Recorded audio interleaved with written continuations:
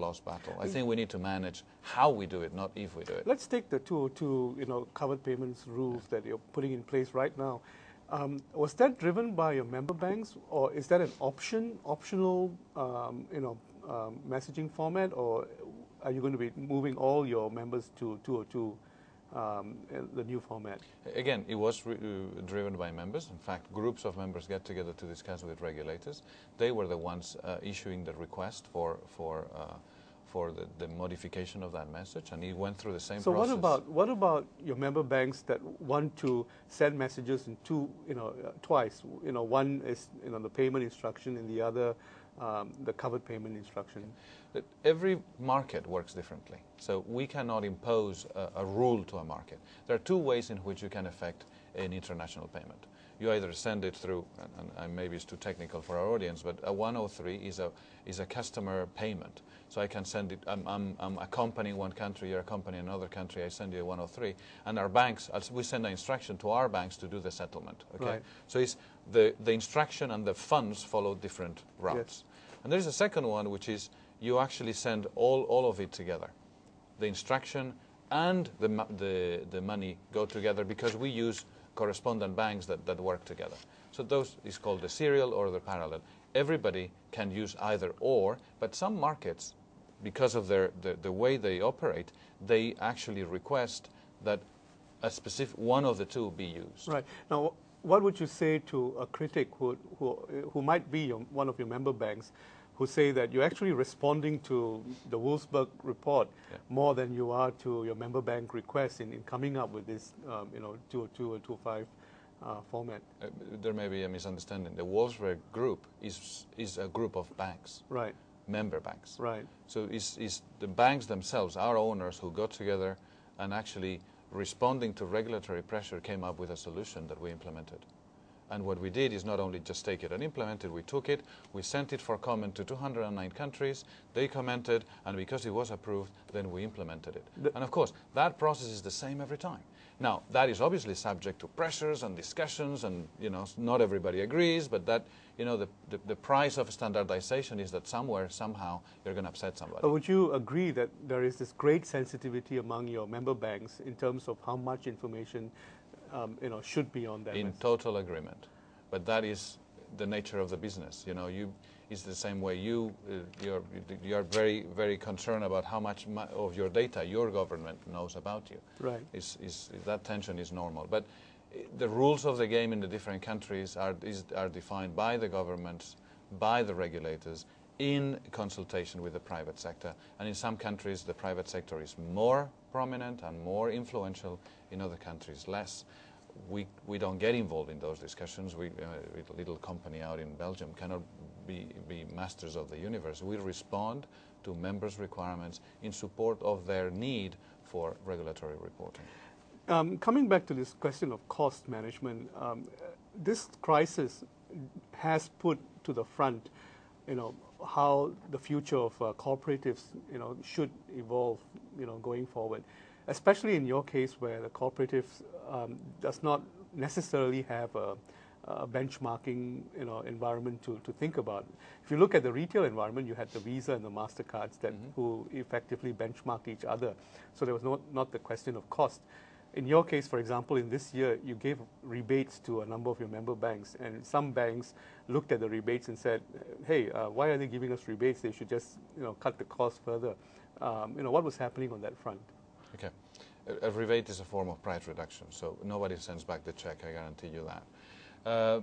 Yes, we respond to as much competitive pressure as anybody else. As we said earlier, there is competition in the domestic environment, there is competition at the regional level in Europe, significant competition. You mentioned IBEX, which is not really competition, but it can be seen as such.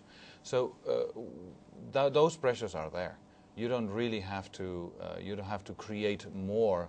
I think that our members are always interested in creating the right balance in between the functionality and the quality of service we offer and the price they pay. And that is a constant balance. It's always been the case, and it's put every time to the test, and that's why we're so happy that actually our business is growing ahead of the market. Our market share is growing, but our market share in many areas is very small. despite much of perception that everybody believes we are a monopoly. Even in international payments, our market share is 50%. You are in some ways a victim of your own success. In the 2 or 3 years leading to the crisis, you were, chugging along quite well. In fact, you had a happy core business, and you were moving into new areas and experimenting on some of them. Some of them, and on top of that, some things were working, some things were not. Some of your initiatives in trade, for example, is the mutualized structure the best way, to going forward, or is there a case for demutualizing SWIFT and making it a for-profit business, and then your member banks participating in that profit instead of shared utility? You're right to say that we are non-for-profit. Actually, it's not non-for-profit. We are run commercially. The difference is that instead of really being measured by the monies we make, we are measured by how much we can save our members. So the revenues and costs need to be aligned. So it's a cost plus, if you wish. So, but that doesn't mean that we are outside of competitive pressures. Now, much has been discussed over many years whether demutualization, so is this the right time to open up to cash in on our SWIFT investment? And we just launched a specific discussion with our members called SWIFT 2015, as you've heard here at Cybos, where we are talking about what we should be doing, and that is not only about products and services, not only about standards, but also about the role we play and how we should play it, and how governance models need to be modified, and business models and so on. So that is a wide-ranging debate. Now, no doubt, the question of opening up to private investors or changing the cooperative nature of SWIFT will come up. This far, I have to say, that the pressure for us to do that is very limited. It's very limited, and the banks enjoy the control over this infrastructure that they believe is essential to financial services worldwide, and they are not really interested in just giving up that control. And I understand that. And if we just go back to last September, October, when the world was changing and the floor was disappearing under our feet, the one thing our members didn't have to worry about was their operations, their market infrastructures. SWIFT was one of them. And they are happy with that. They didn't want to have, imagine an operational glitch on Tuesday after Monday, Lehman's Monday. Yeah. The market would have understood that as anything, lack of liquidity, you name it. So that robustness, that underlying infrastructure that is always there, that there is always a dial tone, is important to them. So I'm not sure that especially given those conditions, that the issue of going public will be brought up. Is there pressure from your member banks on the information front, especially, and now that you brought up the Lehman Brothers collapse and what that meant to your business, is there a desire for SWIFT to get into greater and greater aggregation type services in order to be relevant to your member banks? Are there banks that are asking you to provide supporting services beyond the messaging formats? Yes, that is definitely a discussion that is happening here at Cybos. And is that something that SWIFT would want to take on? Absolutely.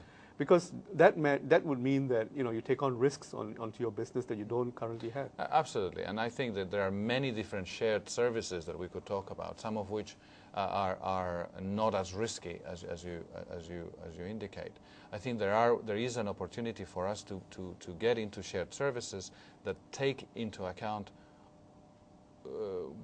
functionality that is not creating differentiation for our customers, that they are quite happy for us to do because they are essential and they need to be done well. And that's where we really excel in doing essential things that are part of the commodity service that the financial industry requires. Give us a sense of your